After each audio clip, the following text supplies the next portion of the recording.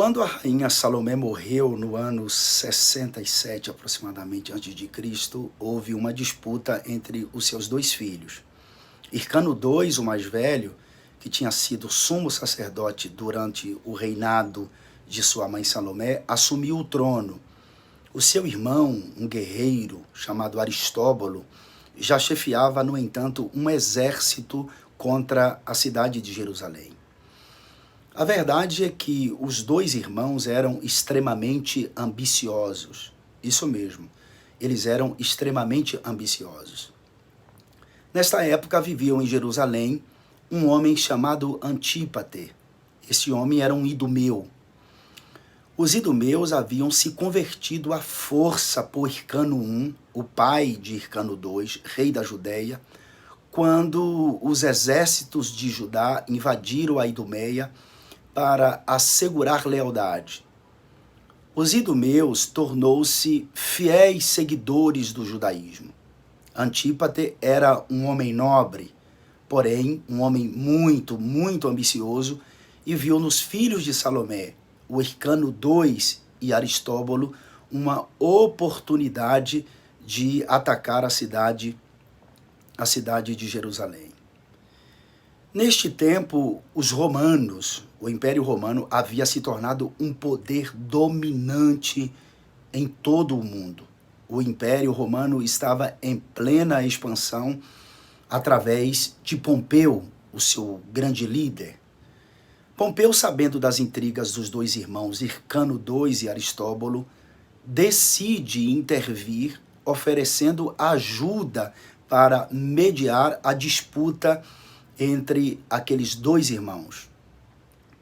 Pompeu escolheu o lado de Hircano II, mesmo que o poder se concentrava nesta época na pessoa de Antípate. Antípate era o pai de Herodes, isso mesmo, o pai de Herodes. E Herodes, ele governava a cidade de Jerusalém neste tempo. Os anos sob dominação romana foram anos difíceis, com muita rebelião, assassinatos, guerras civis. Antípate, pai de Herodes, foi assassinado neste tempo, e quando Herodes percebe que seu pai tinha sido assassinado, ele invadiu a Judéia, e vencendo a Judéia, os romanos apoiaram e proclamaram Herodes rei da Judéia. Herodes passou a governar toda a Judéia com mão de ferro. A primeira coisa que ele fez foi mandar matar Hircano e Aristóbulo, os dois irmãos. Mandou matar uma de suas esposas e 3 dos seus filhos. Herodes também mandou matar cerca de 40 homens saduceus para eliminar a oposição contra ele. Ao mesmo tempo, Herodes mandou tirar o poder do Sinédrio e transformou tanto os fariseus como os saduceus em grupos religiosos apenas. Herodes era idumeu, mas ele se considerava judeu. Tudo isso para enganar os judeus que estavam sob o seu comando, sob o seu reinado.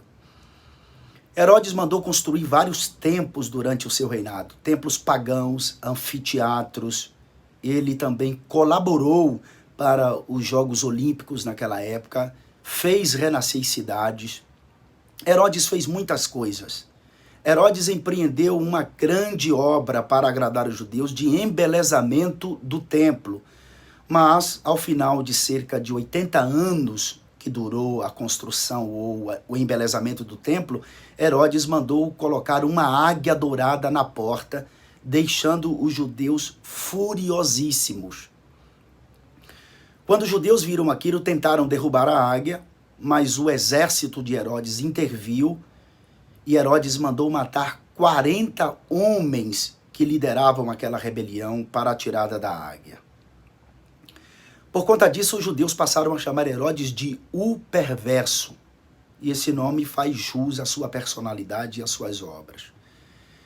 Herodes mandou prender e torturar muita gente. Herodes oprimiu muito o povo judeu. E ele favorecia, por outro lado, os pagãos, os idólatras.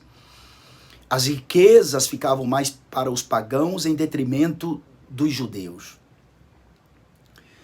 Após o cerco do ano 70 contra a cidade de Jerusalém, 37 anos após a morte e ressurreição de Jesus, Jerusalém permaneceu dominada pelos romanos.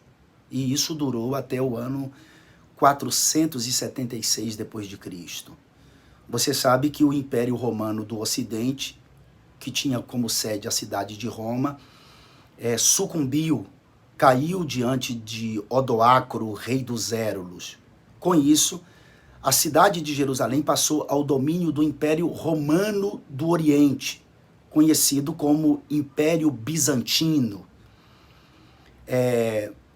A sede do Império Romano do Oriente tinha como sede Constantinopla.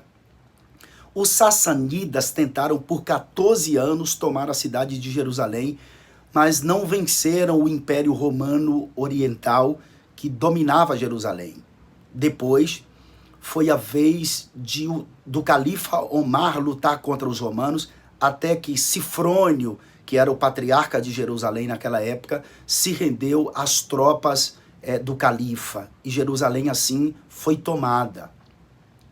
Sofrônio, ele negociou a rendição de Jerusalém a Omar, o califa, e as tropas do califado. Mesmo com a conquista do califa Omar, os judeus e cristãos receberam o direito de continuar com sua religião, desde que pagassem um certo imposto. Isso garantiria a liberdade de culto para os cristãos e para os judeus. Isso aconteceu até o século de número 11, quando o califa egípcio Al-Hakim ordenou uma perseguição poderosa contra os cristãos e judeus. Durante o califado de Al-Hakim, em 1009 d.C., uma ordem foi emitida para destruir todas as igrejas cristãs, incluindo a igreja do Santo Sepulcro. No ano de 1905, isso mesmo, 1905, o Papa Urbano, durante o concílio de Clermont, na Europa, determinou as cruzadas. E as cruzadas eram para atender os interesses da Igreja Católica. 4 anos depois desse concílio, as tropas cristãs estavam à beira de Jerusalém para conquistar a cidade. Até que conquistaram. O islamismo que comandava a cidade foi vencido e a população foi vítima de um grande massacre. Esse massacre, promovido pelas tropas da Igreja Católica, assassinaram muitos cristãos e muitos judeus, e a cidade foi tomada. Em 1187, Jerusalém foi conquistada por Saladino, líder dos Aiúbidas. Em 1229, o sultão do Egito, Al-Kamil, negociou um acordo com o rei do Sacro Império Romano Germânico e entregou a cidade novamente aos cristãos. Isso sob a condição de que eles não reconstruiriam as muralhas da cidade. Em 1244, as tropas de Saladino conquistaram novamente a cidade de Jerusalém. Em 1260, a cidade foi conquistada pelos mamelucos. Isso mesmo, os mamelucos. Em 1517, o domínio mameluco teve fim com a conquista de Jerusalém pelos otomanos. Esse domínio permaneceu até o ano de 1917.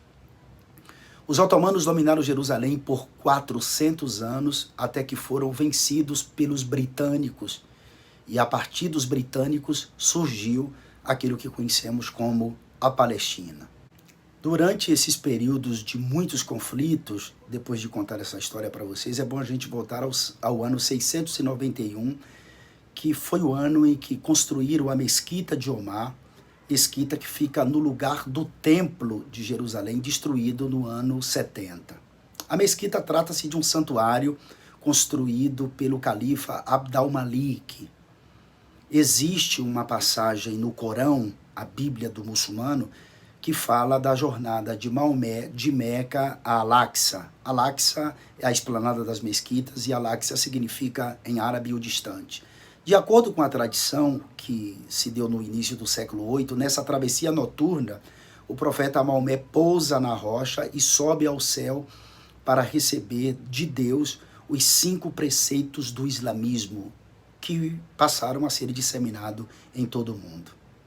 Veja os próximos vídeos.